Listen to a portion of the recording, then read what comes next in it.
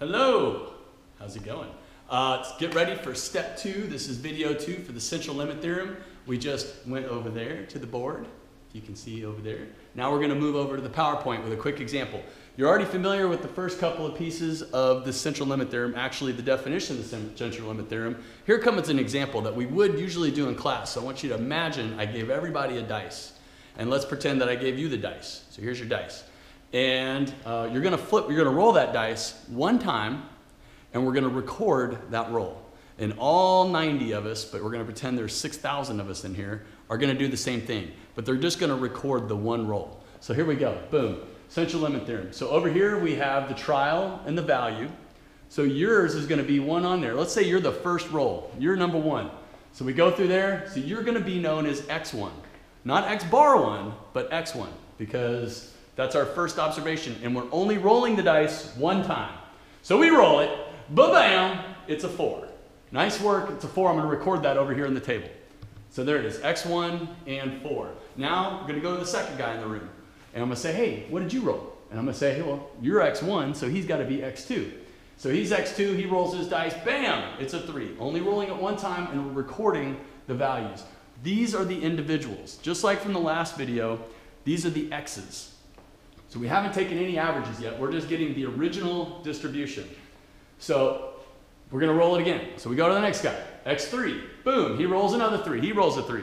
So they both rolled 3s. Boom, so that's the third individual person. We're only rolling the dice one time.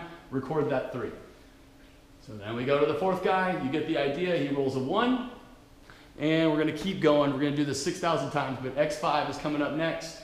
And I roll him. You're getting the idea here. That's a 6. I'm going to record a 6. So far, I'm getting a sample of this die. I'm getting a sample of the individual rolls, single one rolls. I've done it 5 times, but I've only rolled the dice once and recorded it.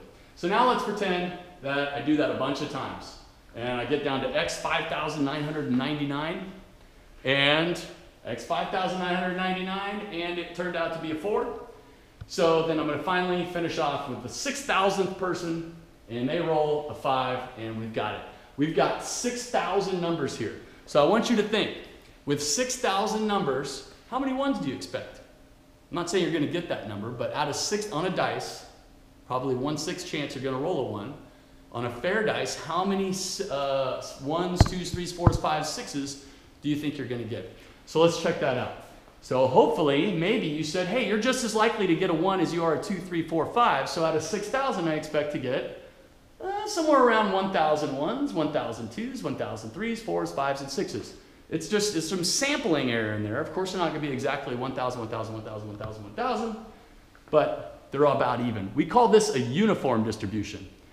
Notice it's not a normal distribution, which is key, right? We can take any old normal distribution. What we're going to do next is take averages, not of size 1, but of size 2 and 5 and 10.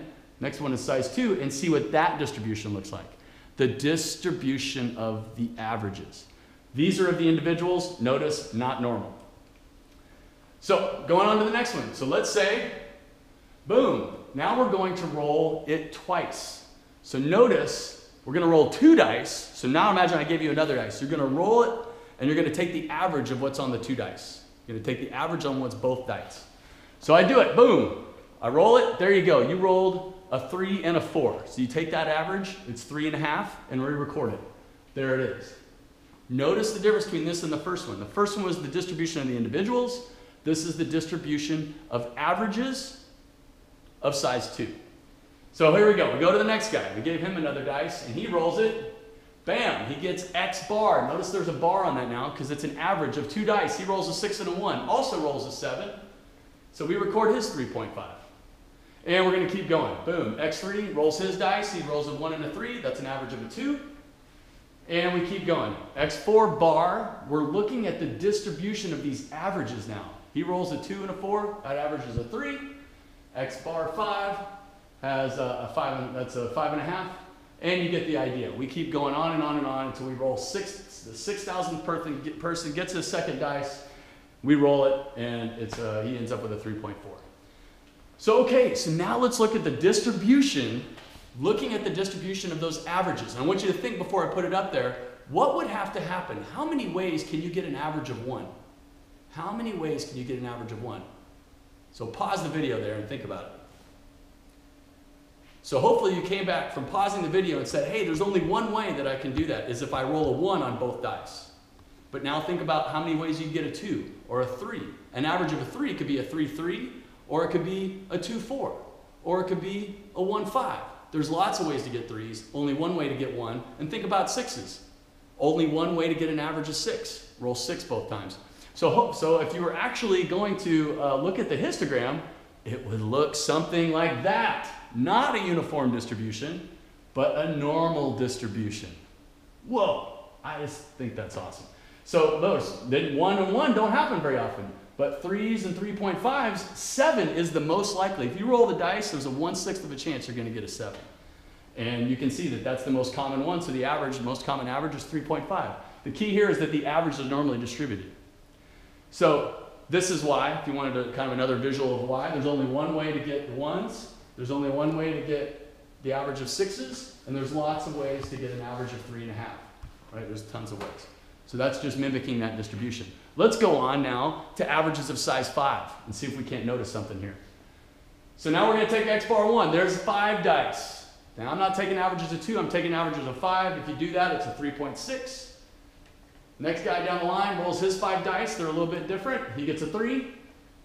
And you get the idea. They're going to keep rolling 5 dice, taking the averages of the 5 dice until every once in a while, if you ever played Yahtzee, Yahtzee is where you roll all 5 dice and they all become the same one. So the only way to get a 1 in this average is to get a 1 on every single dice roll. Or the same way, to get a 6, to get an average of a 6 in 5 rolls, you're going to have to roll a total of 30 and divide by 5 to get 6. You're going to have to roll a 6 on every single dice. Sure, it can happen. Not very likely, but if you roll it 6,000 times, it might happen. And on this one, X bar 2,487 rolled a 1. And then we end up finishing them off. X bar 5,999, X bar 6,000, back to what we think is normal, what's most likely. So here are the distributions of means of size 5.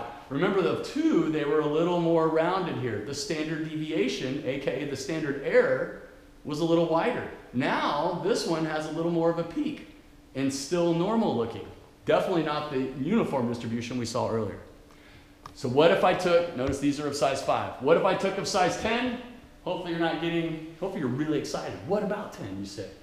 Can I even get an average of 10? Sure. You've got 10 dice. You roll them all, and there's your roll. Ba-ba-bum. 6, 3, 6, 1, 2, 1, 2, 5, 2, 5. You take that average, it's a 3.3. The next guy down the line, here's everybody, all the way to 6,000. We get all these averages. Every once in a while, you get a small one. Most of the time, they're going to be somewhere close. Look at these. Imagine what that's going to look like. Right? Remember that the standard error, the standard deviation, is sigma divided by the square root of n. There is the distribution. It's almost impossible to get a 1. Oops. It's so impossible it disappears. It's almost impossible to get a 1. It looks like there was 1.5. It's impossible, it's not impossible. It's just really unlikely. And most of them fall in here. This one has an even smaller standard deviation because it's standard deviation divided by the square root of 10 instead of the square root of 5. Right? Sigma over the square root of n. That's what we did in the first video.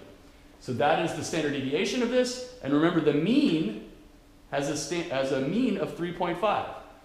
Right? Going back to this one over here, this one had a mean of 3.5 if we look at it.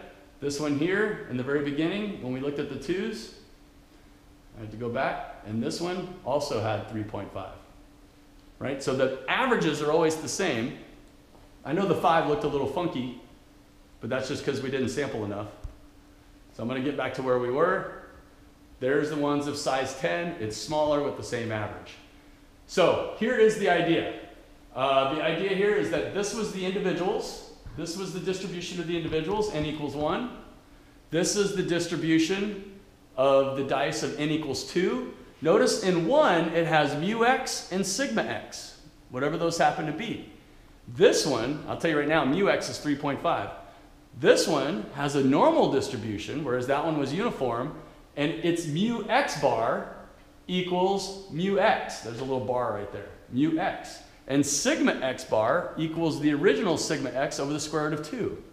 And then we get all the way up to means of size 10, and look how the standard deviation of these have shrunk, right? And that's because this standard deviation is sigma x divided by the square root of 10. You divide by a bigger number, it becomes smaller.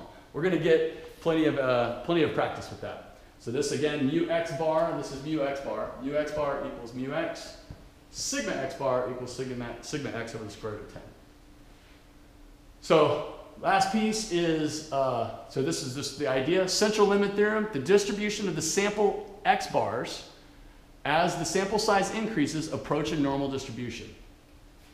And the mean of the sample mean is the population mean mu. That means mu x equals mu x bar.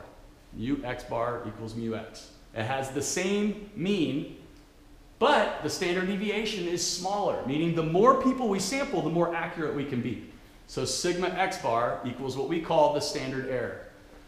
And try it out, try it out by pen and paper. Make this n big. The bigger n gets, the smaller the error is. The smaller the standard error is. So in fact, let's stop right there. We'll come back. We'll pick up right where we left off. Go get a coffee, some donuts, drink a glass of water. I'll be right back. Whammo, central limit theorem.